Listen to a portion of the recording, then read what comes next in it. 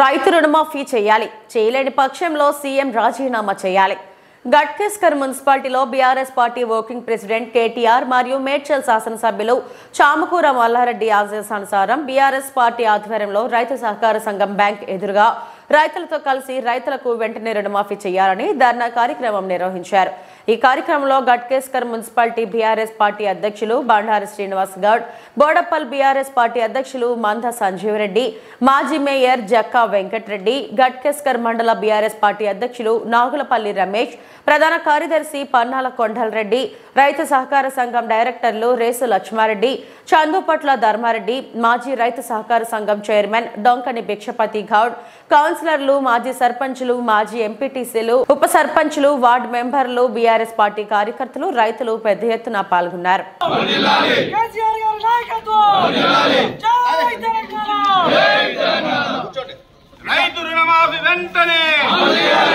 మోసం చేసిన ముఖ్యమంత్రి గారు వెంటనే, రైతులను మోసం చేసిన ముఖ్యమంత్రి గారు వెంటనే. మన రైతుల రుణమాఫీ విషయమై ఇక్కడ ధర్నా కార్యక్రమం చేపట్టడం జరిగింది.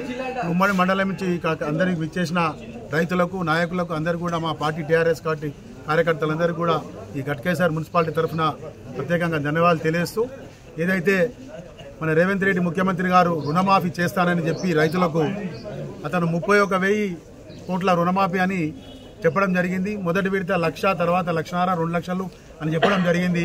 కానీ అందులో 20% కూడా ఎలాంటి రైతులకు కూడా రుణమాఫీకి జరగలేదు. మా ఈ గట్కేసర్ సహకార బ్యాంక్ కానీ, ఇక్కడ ఉన్న నేషనలైజ్ బ్యాంకులు అన్నీ కూడా ఇక్కడ ఉన్న రైతులకు కానీ ఎలాంటి ఒక్కరికి కూడా రుణమాఫీ ఇక్కడ జరగలేదు. కాబట్టి గత రోజులు కూడా మేము అందరం కూడా వేచి చూడడం జరిగింది.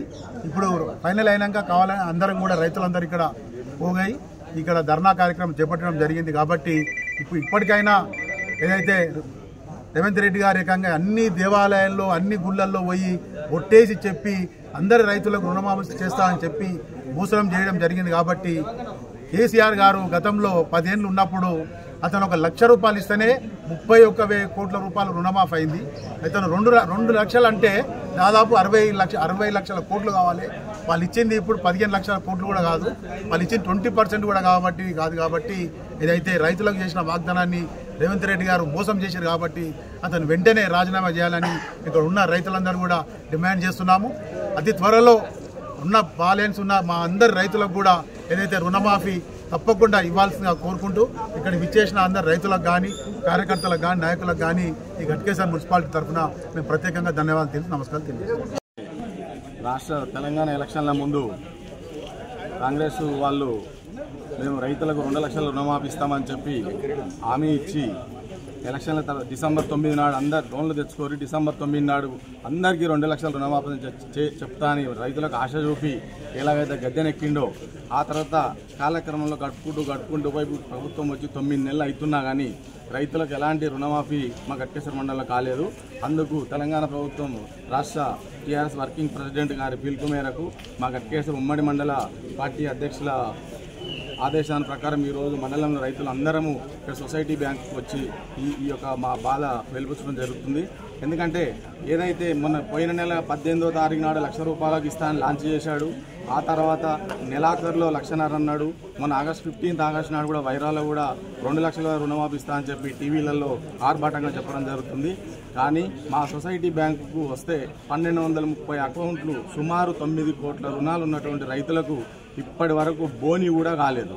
ఈ విషయాన్ని మా రైతులంతా కూడా సొసైటీకి వచ్చి ఎండి గారిని కానీ, మా చైర్మన్ కానీ విషయాలన్నీ అడుగుతుంటే మా బ్యాంకు ద్వారా ఎవరికి ఎలాంటి ఇబ్బంది లేకుండా పూర్తి డాటా పంపించాము. ఏమున్నా గవర్నమెంట్కి వెళ్ళే రిలీజ్ అవసరం ఉందని చెప్పి మా రైతులను ఇప్పటిదాకా ఆపుకుంటూ రావడం జరిగింది. ఇక రైతులు ఆగే పరిస్థితి లేరు. ప్రభుత్వానికి తిరుగుబాటు తయారైంది.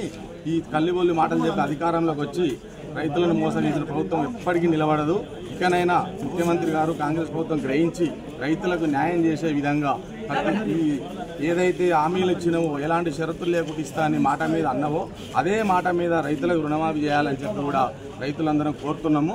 లేని ఎడల ఇంకా ధర్నాలు ఉధృతం చేసి ప్రభుత్వాన్ని గద్దెదించేదాకా కూడా ఈ రైతుల మొదలము. రైతులు ఏంది రాజ్యం లేదు, రైతులు తలుచుకుంటే ఏదైనా చేస్తారని చెప్పి కూడా హెచ్చరిస్తూ ఉన్నాం. సెలవు తీసుకుంటాం.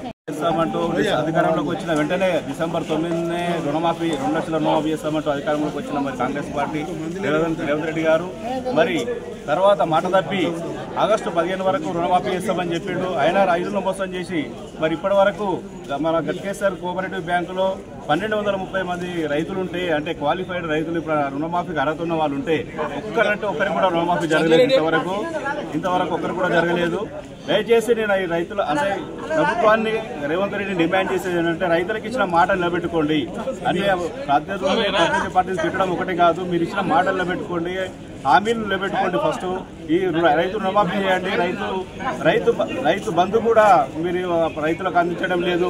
అంటే 31,000 కోట్లని మీరే చెప్పారు రైతు రుణమాఫీ చేస్తామని.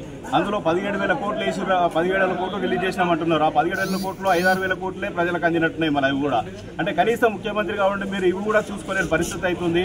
అంటే రైతులందరూ తీవ్ర ఆందోళనలో ఉన్నారు, రైతాంగం అంతా నష్టపోతుంది. కాబట్టి తొందరగా ప్రభుత్వం ఈ రైతు రుణమాఫీ వెంటనే అమలు చేయాలని కోరుతున్నాము.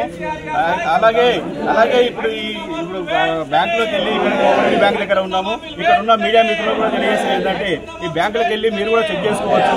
1230 మంది రైతుల్లో ఇక్కడ ఉన్న అకౌంట్లో ఒక్కరు కూడా రుణమాఫీ కాలేదు.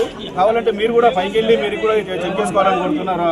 దయచేసి ప్రభుత్వాన్ని డిమాండ్ చేస్తున్నాం బీఆర్ఎస్ పార్టీ తరఫున ఈ 1230 మంది రైతులకు వెంటనే రుణమాఫీ చేయాలని, అదేవిధంగా రాష్ట్రం అంతా కూడా రుణమాఫీ వెంటనే అమలు చేయాలని కోరుతున్నాం.